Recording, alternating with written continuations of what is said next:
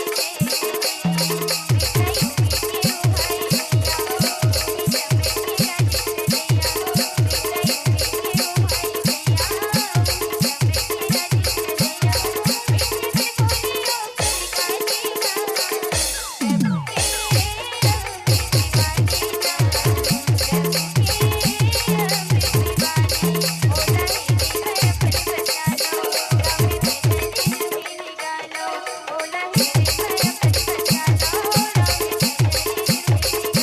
भजन निर्मल गालो मिठ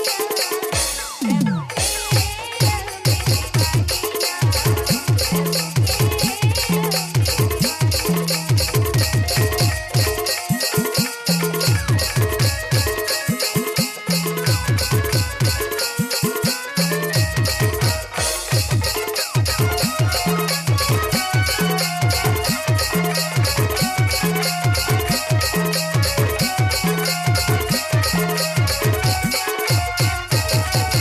वाणी ना